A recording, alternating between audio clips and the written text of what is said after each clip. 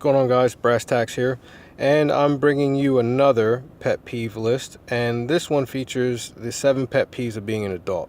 This is in response to a video I saw by a YouTuber that goes by Mr. Faxx. In it, he talks about the 5 pet peeves of being an adult, being a kid. I tend to disagree with that because hindsight's 2020, and being a kid was pretty freaking sweet. Alright, so let's get into it. Number 1, kids draw on everything, and that includes everything that's not their own, whether it be a wall, side of your car, a floor, the vinyl siding outside your house, clothes. It doesn't matter. The world's a blank canvas and they gotta draw on it. And, that shit's cute until you got to try to find Mr. Clean Magic Eraser or some type of concoction of cleaning products to try to get this permanent marker off the floor. Number 2, you have to make money by either working for yourself, working for others, or you're just a piece of shit.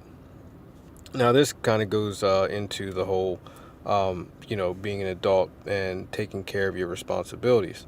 We tend to let that go by the wayside for children because we know that they are expected to, pay attention to school, get good grades, set themselves up for a successful adulthood. So we're wanting to let some stuff go. However, you get around 17, 18, 19, and, you're not at least attempting to pull your weight, you got some issues, and they're going to start following you further and further and further into adulthood to where your parents are paying your rent. So, yeah, piece of shit status. Number 3, naps.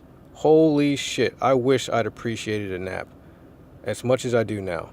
If I could take an hour nap right in the middle of the day, I'm talking about like I eat lunch and then I'm expected to go get a pillow and go to sleep. That's it. That's freaking sweet. There's designated time throughout the day for you to take naps at school. There's designated times for you to take naps at home. You're expected to do that.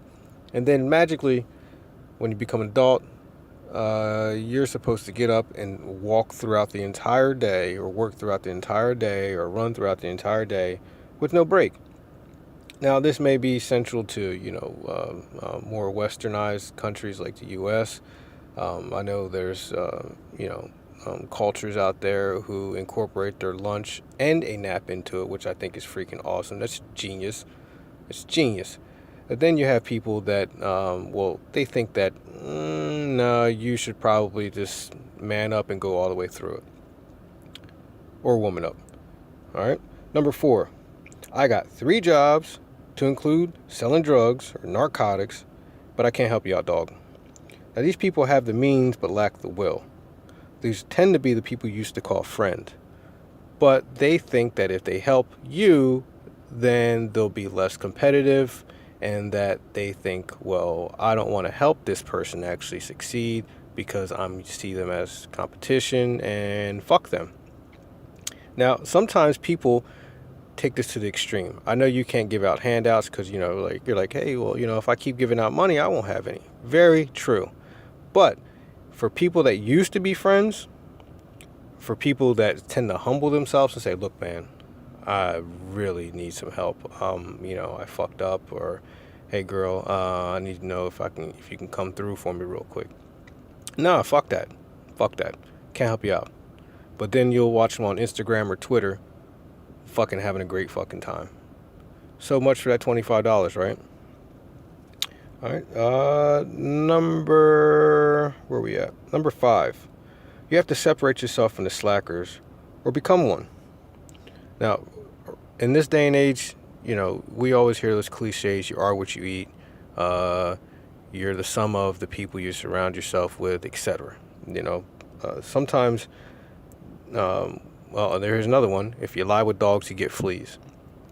If you tend to surround yourself with people who aren't trying to do the best they can do, or are at least applying themselves, or take the word trying out, doing the best they can do and succeeding, you tend to stay at the bottom of the barrel with folks who for lack of a better term, are pieces of shit.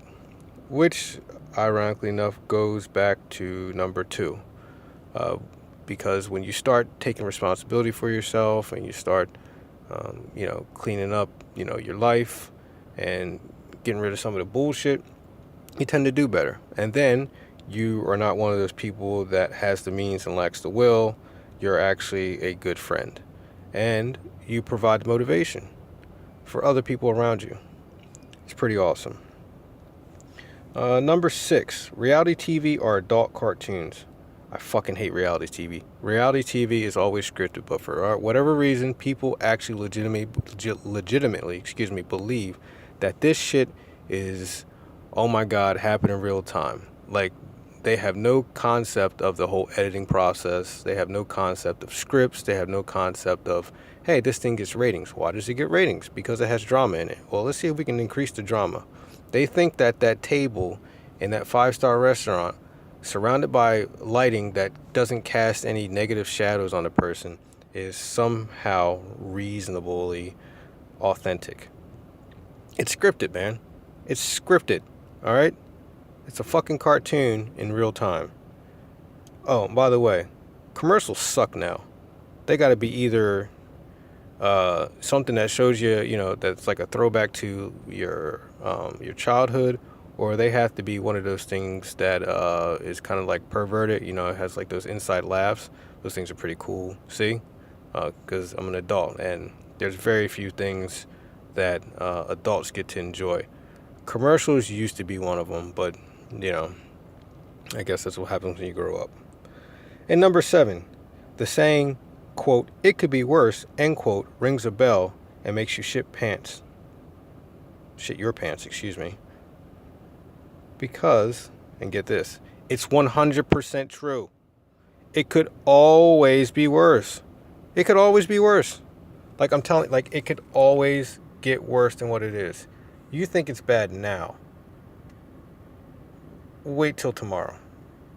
Wait till this flood water recedes. Wait till you got to get on the phone with this fucking insurance company.